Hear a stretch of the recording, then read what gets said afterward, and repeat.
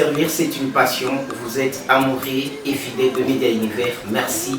Bonjour, où que vous soyez. Nous vous disons qu'un thème d'un certain pasteur de la ville, son odeur est remonté jusqu'à nous. Nous ne sommes pas privés de lui accorder notre micro pour qu'il s'explique. Étant donné que cela a été déjà signé dans un article sur Média Univers, il s'agit de commençons avec le ABC, comme nous avions préféré dire, les ABC de la parole. Ainsi, nous avions toqué la porte du révérend pasteur Ben Ntombo, l'apôtre missionnaire de Lyon, qui n'a jamais refusé de nous prêter ses installations pour répondre à nos questions. Nous lui disons encore beaucoup de bonnes choses, surtout les bonjours de notre part, révérend. Bonjour, messieurs les journalistes. Nous sommes encore très contents de faire notre entrée chez vous pour parler sur le thème que vous aviez prêché les dimanches passés. Il s'agit notamment de commençons avec le ABC, un thème qui a vraiment suscité beaucoup d'enthousiasme et surtout de curiosité. Pour en parler, je suis seul bien sûr, c'est Jean-Claude Chimomo, mais je dois d'abord fixer l'opinion de tous. Le révérend pasteur Ben Ntombo a un partenariat avec Média Univers. Il a accepté que ses prédications, que ses émissions puissent passer sur notre chaîne et cela n'est pas interdit à une autre personne. Nous sommes ouverts. Si vous avez besoin de nous, nous ne manquerons plus à être aussi avec vous. Révérend, comment vous allez? Je vais très bien, par la grâce du Seigneur. Je vais très bien. Ok, merci. Vous aviez prêché sur commençons avec le ABC.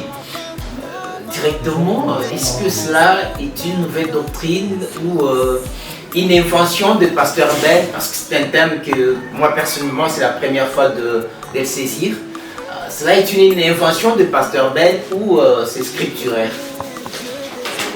Oui, merci beaucoup, chers journalistes, d'avoir pensé à nous aujourd'hui pour nous poser des questions de la parole. Et nous avons toujours déclaré que nous sommes disposés jour et nuit à répondre aux questions du peuple de Dieu au mieux de nos possibilités, au mieux de notre connaissance. La façon que le Seigneur nous le révèle, la façon que le Seigneur nous inspire, nous sommes toujours disposés. Ce thème, commençons avec l'ABC, n'a jamais été une histoire que pasteur Ben invente, mais ce qui est vrai est que beaucoup de gens comptent des années dans ce message, mais ils n'ont jamais commencé avec l'ABC. Ils ne connaissent même pas l'ABC du message ou l'ABC de la parole, c'est quoi. Et voilà pourquoi nous avons beaucoup de difficultés. Ce sont des personnes qui prennent de grandes choses de la parole, alors que les petites choses que le Seigneur appelle l'ABC, ils n'ont pas pu maîtriser cela. Je peux vous donner une ou deux écritures, afin que vous puissiez comprendre que ça n'a pas été une histoire que nous avons inventée. Je suis dans la dislocation du monde. Prêché à New York, USA, un vendredi 15 novembre 1963, je lis les paragraphes 128 et 129. Je vais vous le dire. J'en parlais une fois et un éminent prédicateur m'a dit, il a dit, pourquoi ne laissez-vous pas ces femmes en arrêtant de faire et de dire cela? Je lui ai parlé, j'ai dit, il a dit, vous devriez leur enseigner comment devenir des prophétesses et autres comme cela. J'ai dit, comment vais-je leur enseigner l'algèbre alors que ne veulent même pas apprendre leur ABC? ABC en anglais, Always Believe Christ, croire toujours Christ. Vous savez, ABC. Et alors j'ai dit, comment peut-on faire cela? Donc, selon William Branham, L'ABC, c'est croire toujours Christ. Je suis dans les influences. 15 février 1964, prêché à Tulare, aux États-Unis d'Amérique. Je peux commencer depuis le paragraphe 97. Un homme m'a téléphoné il n'y a pas longtemps, l'un des plus grands évangélistes pentecôtistes du pays. Il a dit, laissez ces gens tranquilles. J'ai dit, qui êtes-vous pour me dire de laisser ces gens tranquilles? Il a dit, je vous aime. Il a dit, votre ministère, c'est de prier pour les malades. J'ai dit, c'est de prêcher l'évangile, frère. Et il a dit, écoutez frère Branham, il a dit, eh bien, ces gens croient que vous êtes un prophète. J'ai dit, je n'ai jamais dit que je l'étais. Allez, c'est Branham qui le tire. Je n'ai jamais dit que je l'étais, que je suis un prophète, n'est-ce pas? Il a dit, mais eux croient que vous l'êtes. Pourquoi n'enseignez-vous pas à ces femmes comment recevoir le Saint-Esprit, comment recevoir des dons et faire quelque chose au lieu de les réprimander constamment à cause de leur habillement et ce qu'elles font? Pourquoi ne leur enseignez-vous pas ce genre de choses pour les aider? J'ai dit, comment puis-je leur enseigner l'algèbre alors qu'ils ne veulent même pas apprendre leur ABC? Savez-vous ce qu'est ABC? Toujours croire Christ. Si nous comprenons bien, révérend, parce qu'on ne peut pas y tarder, c'est frère Branham qui refuse d'abord de s'appeler prophète. Oui. Après, il souligne que le ABC, ça veut dire croire toujours Christ. Amen. Donc, il parlait de Jésus. Mais lorsqu'il dit que... Il parlait de qui? De Jésus. Si, quand le... Christ, ça ne veut pas dire Jésus. Ah bon? Oui. Il y a encore un autre Christ à part Jésus. Quand on parle de Christ, c'est un homme loin de la plénitude de la divinité. C'est ça Christ. C'est Christ. C'est-à-dire qu'il y a beaucoup de Christ. Il y en a qu'un seul. Je peux répondre par une écriture. Ah, ok, ça va. Mais déjà, nous savons que les ABC, selon frère Branham, ça veut dire roi, toujours Christ. Christ. Voilà. Je suis... Et si nous pouvons comprendre c'est quoi Christ signifie quoi? Si on peut poser la question comme si on était à l'école maternelle. Christ, la définition de Christ. C'est un homme loin de la plénitude de la divinité. C'est d'autres, ou c'est selon le prophète Branham, dans quel ferons-nous de ce Jésus qu'on appelle Christ, paragraphe 25. C'est là où il définit ça comme ça. Et quand vous allez dans questions et réponses sur la Genèse, vous êtes là au paragraphe 27, 28, 29. Il est en train d'expliquer la naissance de Christ lui-même. Le Christ qui fait des hommes Christ, c'est la colonne de feu, les logos, l'onction, loin. Cette colonne de feu là, Branham l'appelle Christ, Branham l'appelle loin, Branham l'appelle onction. Alors cette colonne de feu, quand vous allez maintenant dans questions et réponses, du 23 août 1964, soir, communément appelé question-réponse numéro 2. Le paragraphe 107, William Branham déclare que la colonne de feu, c'est l'attribut de la plénitude de la divinité. Quand vous voyez la colonne de feu, vous avez vu la plénitude de la divinité. C'est un attribut de la plénitude de la divinité. On a appelé Jésus-Christ parce que cette colonne de feu a tabernaclé en lui. La colonne de feu qui déambulait dans l'Ancien Testament a fini sa course dans le Nouveau Testament, dans l'homme appelé Jésus. Comme avec le pasteur Lifoko. Donc je trouve que... Le pasteur Lifoko aussi ça. Je crois que vous avez la même foi avec le pasteur Lifoko sur la divinité. Je vois que vous êtes très jumeaux là-dessus. Pasteur Lifoko adore Jésus, moi j'adore Branham. Je parle de la divinité. Je trouve que vous avez presque la même chose. Alors il a une divinité à prêcher et une divinité à adorer. C'est à lui de répondre à cette question s'il accepte. J'avais vraiment brûlé de joie de le rencontrer dans l'émission La Marche dans la pyramide. Malheureusement... il sera ici, je crois que ça sera le 8, le 9, il sera là. Même s'il sera là... Je vais quand même faire l'interview avec lui sur ces gens. Il ne va pas accepter de faire le débat avec nous. Non, il finira par le faire. C'est un homme de défi. Révérend, vous avez dit que... Je disais que je puisse vous... Vous avez dit que la colonne de feu est l'attribut de la divinité. Dans un autre sens, on peut dire que c'est un signe qui identifie Christ. C'est la divinité, c'est l'onction. Et quand ça vient sur un homme, cet homme on l'appelle oint, Messie, Christ. C'est une personne ointe de la plénitude de la divinité. Et je disais que quand on parle de commencer avec l'ABC, croire toujours Christ, ça ne veut pas dire croire toujours Jésus. Pourquoi j'ai dit que ça ne veut pas dire croire toujours Jésus? Écoutez cette écriture. Une église séduite par le monde.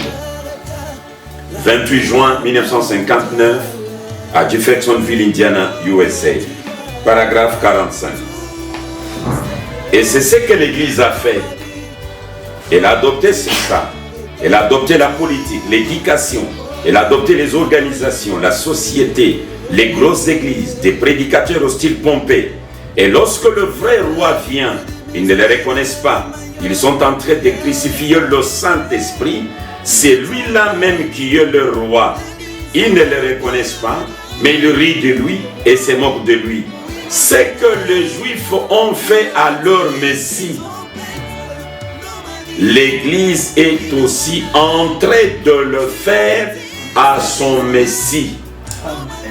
Ce que les Juifs ont fait à leur Messie, l'Église est aussi en train de le faire à son Messie.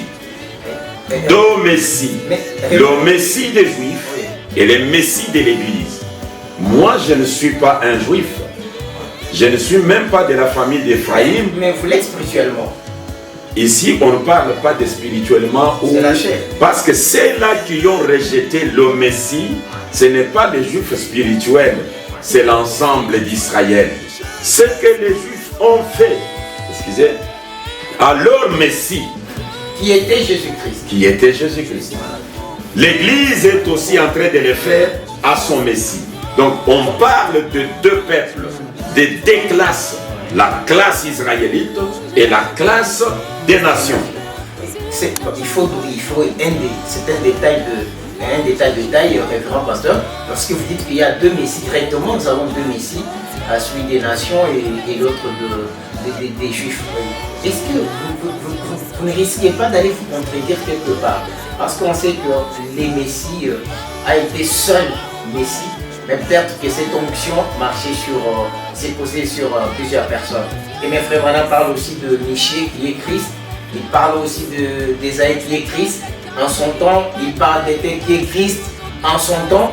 Mais quand vous parlez de la plénitude de la divinité, vous faites allusion à quoi? C'est qu'il y a d'autres messies qui n'ont pas la plénitude de la divinité, entre autres les Michée et les autres. Il les a appelés de messieurs, de consorts, mais ici, je suis en train de souligner sur la plénitude de la divinité. S'il n'y a pas la plénitude, tu n'es qu'un messie, comme vous le dites.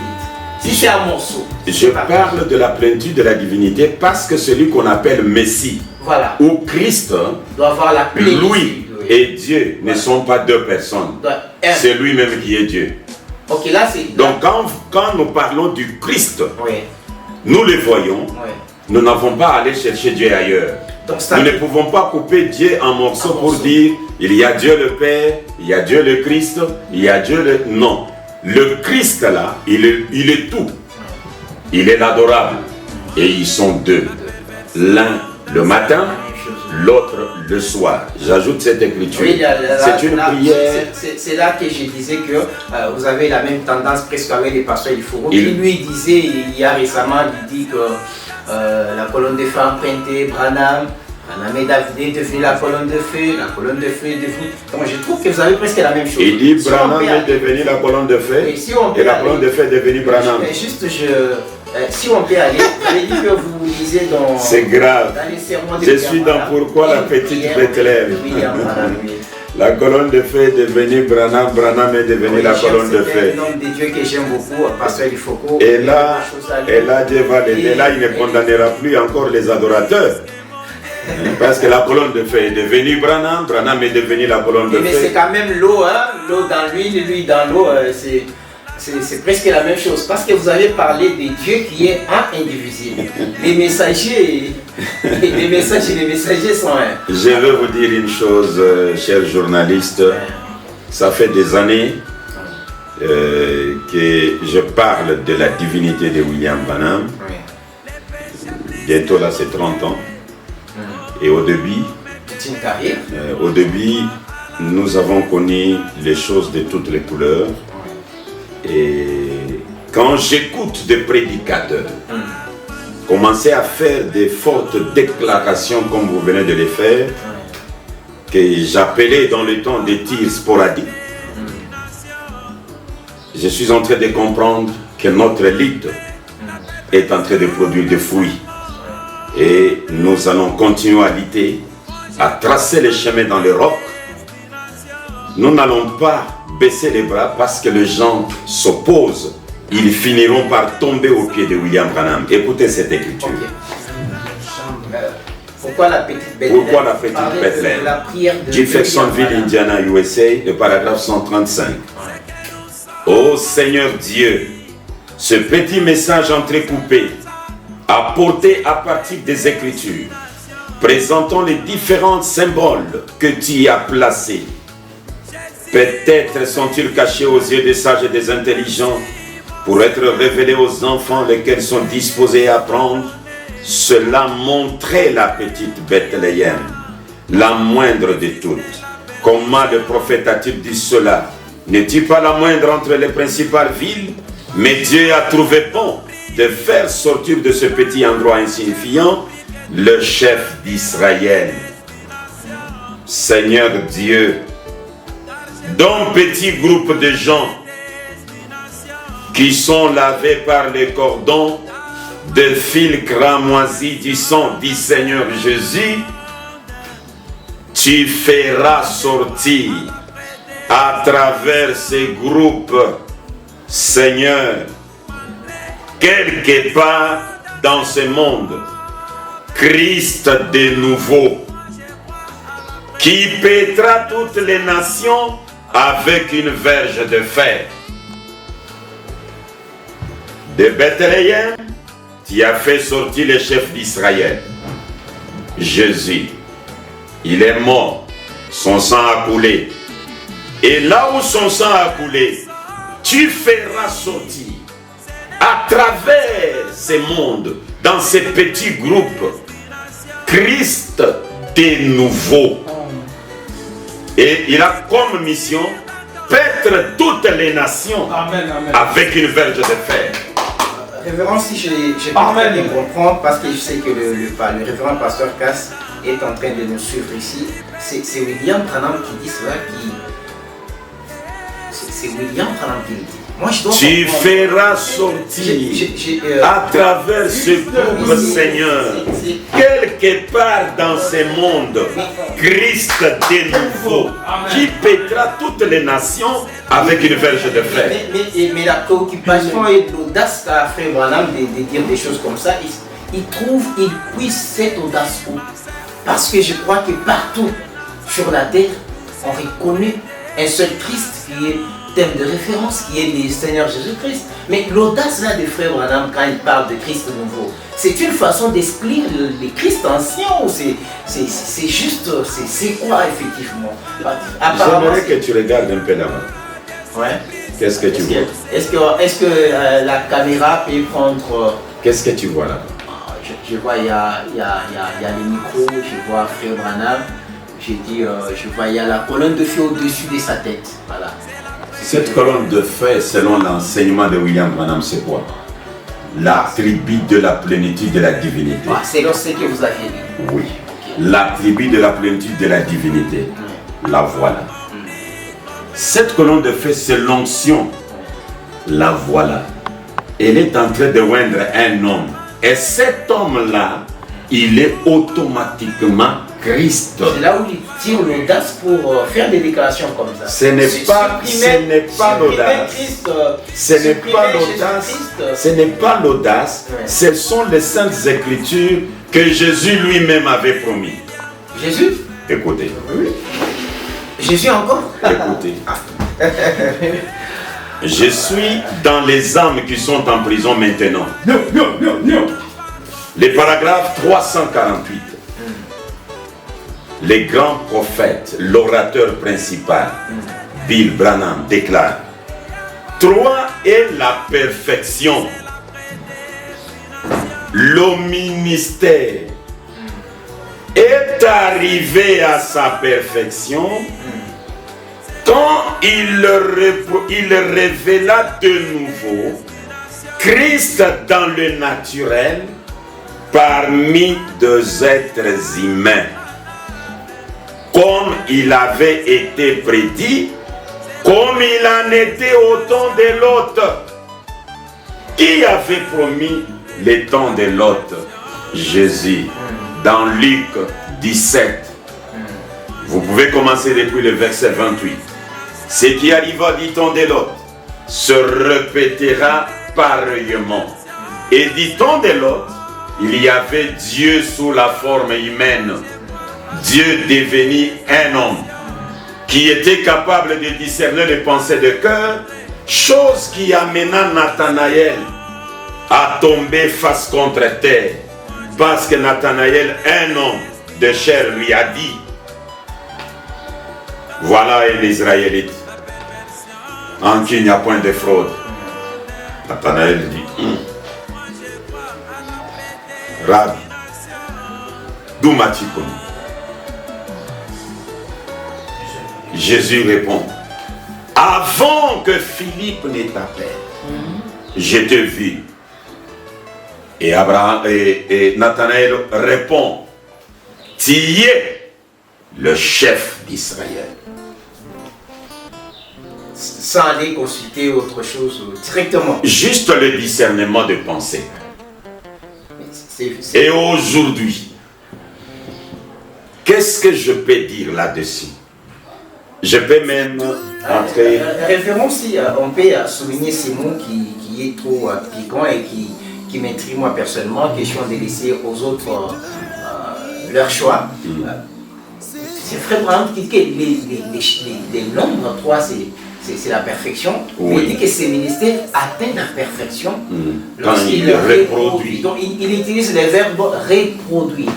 Christ de nouveau. Voilà, reproduire. Donc c'est-à-dire, il avait déjà produit. Il vient reproduire Christ de nouveau. Heureusement que vous avez compris. Oui, parce que c'est Frère Branham. Et c'est pourquoi j'ai dit qu'il faut souligner cela pour que les gens que vous avez peuvent aussi avoir comment réagir là-dessus. Et comme ça reproduit Christ de nouveau dans les choses naturelles, parmi les humains. Oui, dans les choses naturelles parmi les humains. Donc il parlait de Christ qui est touchable, qui est vivable, tangible, voir et tout ça. Tangible. Ok. Et écoutez. Les signes de ces temps-ci, prêché à New York, le 13 novembre 63. Écoutez, je peux commencer depuis le paragraphe 247. Maintenant, prenons juste un petit passage comme celui-ci. Prenons précisément Saint Jean 4. Encore une fois. Voici un homme et une femme qui se rencontrent pour la première fois, comme notre Seigneur et la Samaritaine. Là, Branham est devant une femme. est-ce que vous pouvez recommencer cette écriture? Parce que ça, c'est une... moi aujourd'hui, c'est une question que je pose, même si le pasteur Ben peut répondre autrement. L'audace qu'a William Branham de... Parce que c'est comme si je n'étais en train de mettre à côté Jésus petit à petit. C'est comme si William Branham, ça je le dis, c'est quoi? Parce que ce sont les citations des prophètes, on dirait qu'il est en train de mettre à côté... il est debout dans l'église. Voilà. Il y a la ligne de prière. Oui. Une femme vient devant lui. Voilà. Avant de prier pour la femme, oui. Avant de discerner le pensée, oui. Il dit à l'assemblée, maintenant prenons juste un petit passage comme celui-ci. Prenons précisément Saint Jean 4, encore une fois. Jean 4, c'est Jésus et la femme voilà. au puits. Oui. La femme samaritaine. Encore une fois. Oui, la célèbre femme samaritaine. Et il dit, voici un homme et une femme qui se rencontrent pour la première fois, comme notre Seigneur et la Samaritaine. C'est qu'on parle déjà, il compare la scène directement. Donc, et les croyants doivent croire. Donc, c'est comme si Branham voulait dire ce qui s'est passé là, c'est passé avec... C'est l'histoire qui ne fait que se répéter. Et l'audace, moi, c'est une question... Maintenant, écoutez. L'audace, ça vient de... L'audace. Ils s'est rencontrés pour la première fois. Et Jésus lui a parlé un peu jusqu'à ce qu'il découvre où se situe son problème. Son problème, c'était l'immoralité. Et il lui a dit quel était son problème. Et rapidement, elle a reconnu cela. Il devrait être un prophète. Elle a dit, Seigneur, je vois que tu es un prophète. Dit-elle, nous savons que le Messie viendra. Quand il viendra, c'est ce qu'il fera. Jésus a dit, je le suis. Voyez-vous? Oh! Si c'est de cette façon qu'il s'est identifié devant les gens hier, s'il est le même aujourd'hui, il devra s'identifier de la même manière. Maintenant, si le Saint-Esprit lui disait cela à cette femme, elle saurait alors que cela doit venir par des moyens spirituels. Cela ne peut pas venir par des moyens naturels. Voyez-vous, des moyens spirituels. Eh bien, elle pourrait dire comme les pharisiens, c'est Belzéboul. Alors cela dépendait. Si elle dit c'est Christ, alors cela dépend d'elle. Ça dépend d'elle. Ça dépend de la femme. Ça dépend des pharisiens, des sadducéens et puis... pour les pharisiens et la femme. Donc, en fait... Quand les pharisiens ont vu Jésus discernait les pensées, ils ont donné toutes sortes de noms. Ça les regarde. C'est leur conclusion, c'est leur jugement. Et nous sommes condamnés par notre jugement. Les jugements que vous émettez. Vous trouvez une personne noire comme la nuit, mais capable de voir les ténèbres ailleurs. Donc, ce sont vos jugements qui vous condamnent. Vous trouvez une personne, il est devant un homme qui discerne les pensées. Mais pour lui, c'est un pécheur comme lui. C'est ce jugement-là qui va vous condamner. Et Branham dit, lorsque les pharisiens ont dit c'est Belzéboul, ça le regarde. Cette femme qui me voit discerner ses pensées, si elle me considère aussi comme Belzéboul, c'est son problème. C'est le problème de la femme. Si elle me considère comme Christ, c'est son problème. Comprenez mais là, le référent, c'est comme je dis, là, si j'ai dit que la tête commence à me faire mal, vous connaissez les consignes. Ça me fait mal parce que ce sont des choses que je suis en train de voir William Branham qui essaie de prendre de l'ampleur par rapport à Jésus. Et vous dites, est-ce que vous avez dit que si Dieu l'a fait hier, il doit le faire aujourd'hui.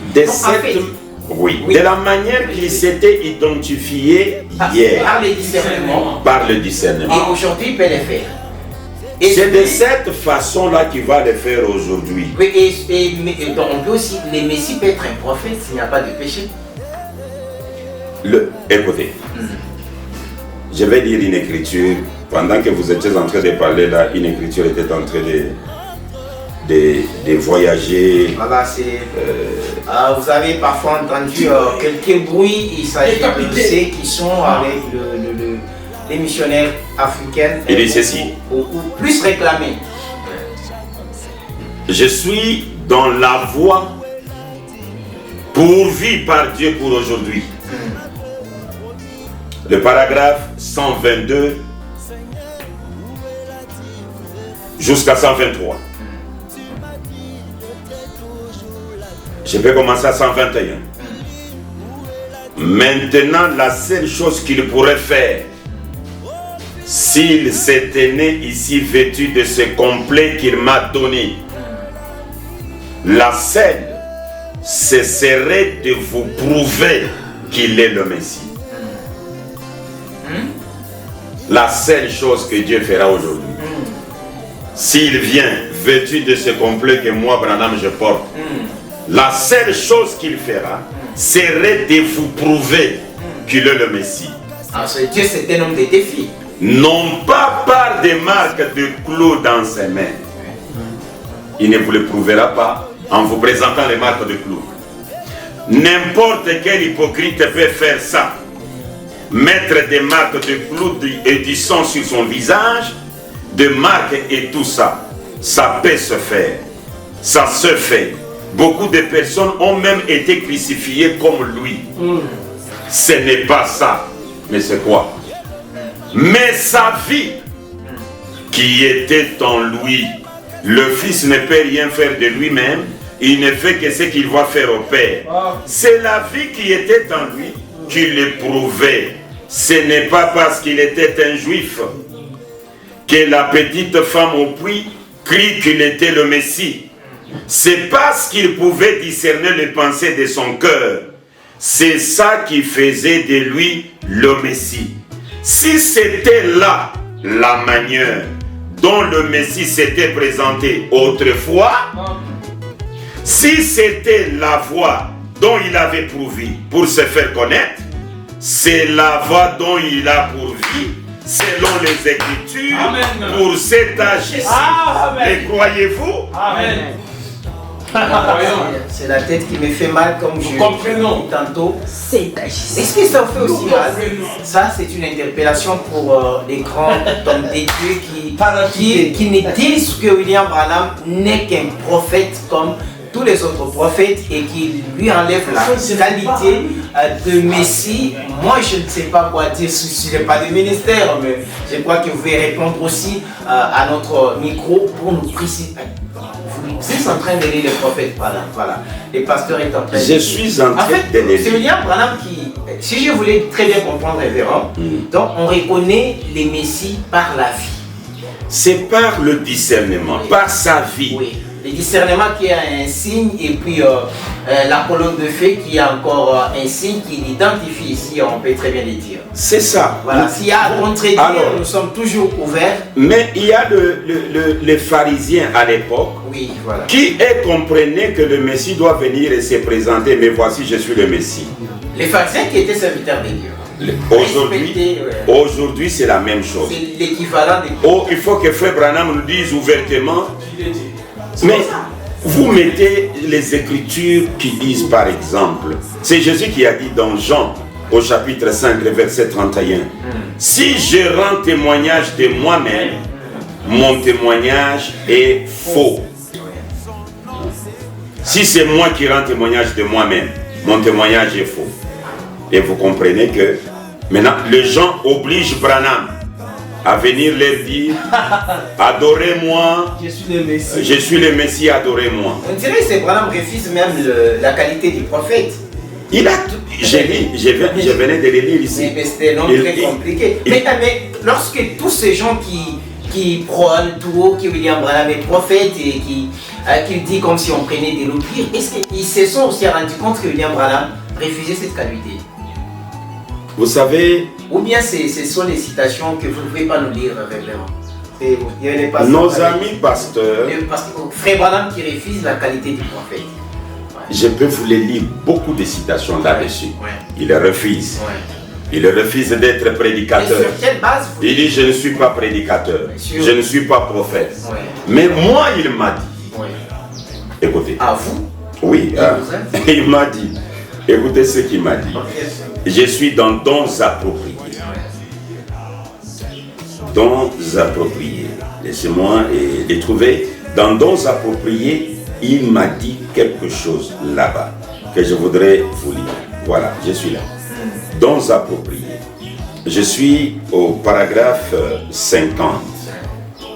Écoutez ce que Branham m'a dit qui fait que il dit, je ne suis pas prophète, je ne suis pas Messie, je ne suis pas Dieu, mais Ben est en train de le prêcher comme prophète, comme Dieu, comme Messie. Écoutez, dons appropriés, paragraphe 50, prêché à Jeffersonville, Indiana, le 22 décembre 1963.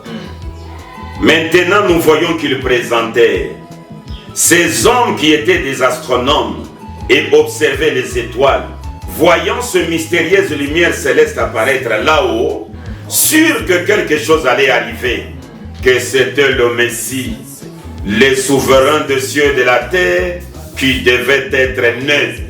Et ils vinrent afin d'apporter leur témoignage, sachant que la divinité serait enclose dans un être humain, qu'elle habiterait dans un être humain.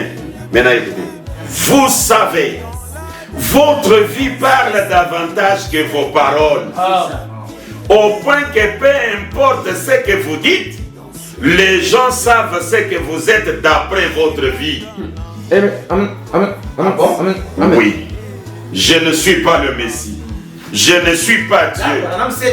Je ne suis pas prophète. Il dit, c'est votre vie qui va parler. Il dit, je relis la dernière partie là, il dit,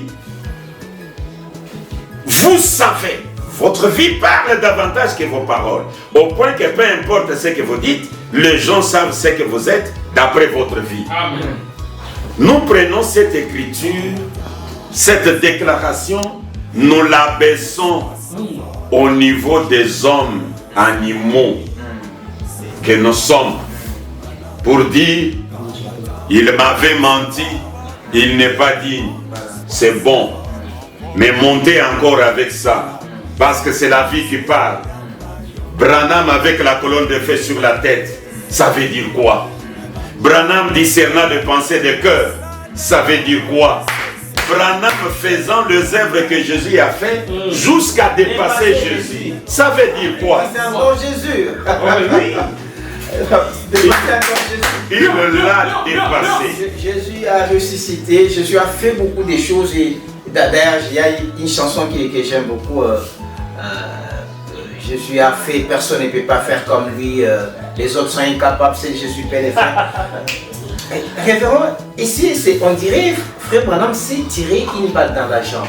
Lorsqu'il dit que la vie parle plus que les actes, avec son système de refusé qui n'est pas Messie, en même temps il commence à discerner, il n'est pas le prophète, en même temps il commence à prophétiser.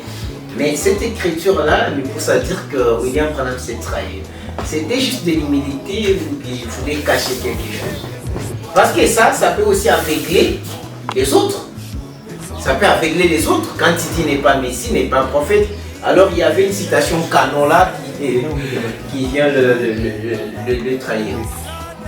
Référence que vous avez quelque chose. Vous avez fait une déclaration qui me pousse, pendant que vous parliez, j'étais en train de chercher les sermons pour vous répondre avant d'arriver à toutes les autres questions là. William Branham, en disant la vie parle, il était en train de se pointer à la manière des Saintes Écritures. Ok. Écoutez. Donc il y a déjà une voie tracée dans laquelle les prophètes peuvent se pointer. Il dit ceci. Je suis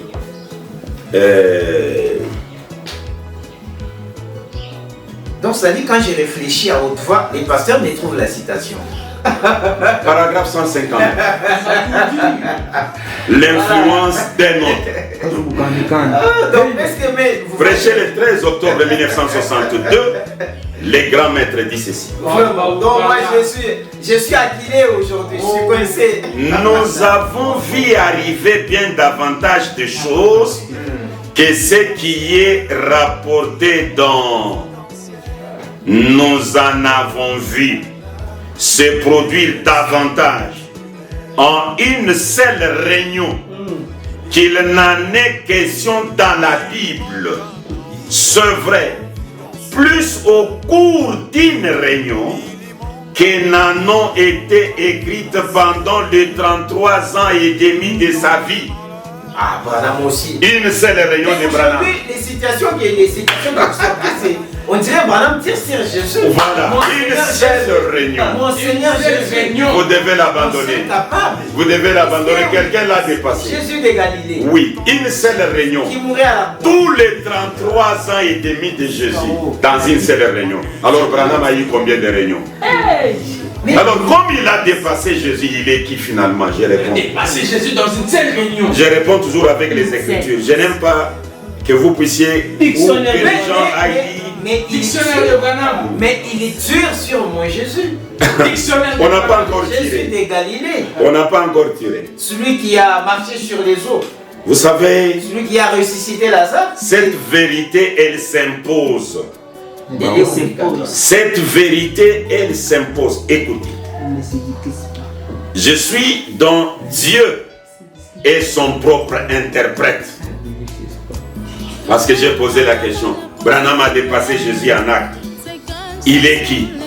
Ce n'est pas Ben qui doit répondre. Ouais. Dieu est son propre interprète. Paragraphe 59. Prêché le 5 février 1964. Eh bien, Jésus, pour gagner du temps, Jésus a dit dans Saint Jean chapitre 14, verset 12, « Celui qui croit en moi fera aussi les œuvres que je fais. » A-t-il dit cela? C'est vrai. Cela n'a besoin d'aucune interprétation. Quand quelqu'un accomplit cette œuvre-là, c'est Dieu. Certainement. C'est quelle citation? Dieu est son propre interprète. Ah, mais la tête me fait mal. Dieu est son propre Donc interprète. celui qui les fait, Il est Dieu. il qualifie déjà les dieux. Certainement. Donc, parce que si je peux vous comprendre, tous ces temps que vous dites Branham et Dieu, vous vous basez sur ce genre de citations. Mais les citations sont là. Il n'y a pas Les citations sont là. d'interpréter. Si on demandait à Pierre, donnez-nous une citation dans les bandes de Jésus qui t'ont poussé, une écriture qui dit je suis Dieu, adorez-moi. Est-ce que Pierre va nous fournir ça? Philippe Ils n'en ont pas. Ils n'ont pas d'écriture. Les disciples de Jésus, ils n'en ont pas. Et les disciples de Jésus, des ignorants d'aujourd'hui, quand vous leur dites ça, ils vont aller vous prendre l'écriture de Paul et l'écriture de Pierre. Pierre qui dit, il n'y a pas un autre nom que le nom de Jésus. Il vous donne ça. Tout genou doit fléchir, comme Paul l'a dit, il vous donne ça. Mais Jésus lui-même. Ça, ce sont les disciples de Jésus. Moi, je suis disciple de Branham. Mais et j'écris aussi. Il y a beaucoup de disciples de Branham qui ne croient pas que Branham est Dieu. Les disciples de qui? De Branham. Non, ce ne sont pas des disciples de Branham. Ah bon? Non, ils ne sont pas disciples de Branham. Voilà. Trouvez-vous une autre nomination? Je voudrais vous dire que, chers journalistes, avec tout ça, Branham s'identifiant comme le Messie, comme Christ, le missionnaire africain dit à l'humanité, commençons avec ABC. Donc, on ne parle pas de millénium. Commençons d'abord avec ABC. Comme un frère me disait qu'il est déjà dans l'éternité. Les autres, les morts sont déjà ressuscités. Mais commençons avec l'ABC. Les tonnerres sont déjà révélés. Commençons d'abord avec l'ABC. Beaucoup de pasteurs Dieu de la chair ne maîtrisent pas l'ABC de la parole. Même l'ABC, ça m'a fait du mal, hein. La tête commence à me faire mal. On peut les appeler des ignorants. Et les ABC, c'est croire toujours Christ. Et vous allez croire le Christ d'hier, qui est déjà passé, qui est déjà une histoire passée, alors que vous avez votre Messie aujourd'hui. Révérend Cass, est-ce que c'est pour cela que Branham a dit, et Dieu a dit à Branham, si tu amènes les gens à te croire, est-ce que c'est pour cela? Mais on doit croire Dieu, non? C'était vous. La foi, c'est en Vous Dieu. êtes bien assis dans les Écritures. Et vraiment, Mais vous en faites pas. Cette semaine, les 7 mai, ça sera le vendredi. Oui.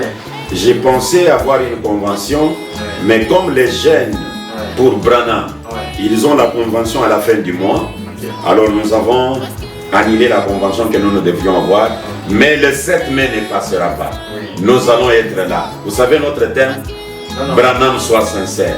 Non, nous te croyons. Donc, Branham, sois sincère. Non, nous te croyons. Allez les croire.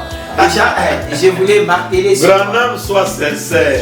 Non, nous te croyons. Je voulais déjà marteler sur ces grands rendez-vous de la convention de jeunes de mission évangélique Branham Église qui sera presque, je crois, ça sera le 27, le 28, le 29, toujours à la 18e rue. Et surtout, il y aura beaucoup de prédicateurs qui vont, j'insiste, je voulais insister, marteler sur la convention de jeunes de Mébé qui vont s'effectuer, je crois, ça sera les 26, les 29, les 30, voilà. Les 29, les 30 mai, beaucoup d'hommes de Dieu seront là. Je crois qu'il y aura la présence de mon précieux pasteur Neville Munanga, pasteur Joseph Mukendi, beaucoup d'hommes de Dieu, même qui prêchent Jésus. Pasteur Ben n'a pas... Pasteur Ben n'a pas peur, hein. Et sa chair, il peut la donner même à la personne qui ne croit pas en Branham. Moi je te dis, il n'a pas de chance ou quoi? Il n'a pas peur de personne. Les prédicateurs ne me donnent pas les non, ils disent que Frère Branham a dit qu'on ne peut pas donner la chair à une personne qui est baptisée en dehors du nom de Branham. Mais je crois que vous le saurez même dans mes émissions. En dehors du nom de qui?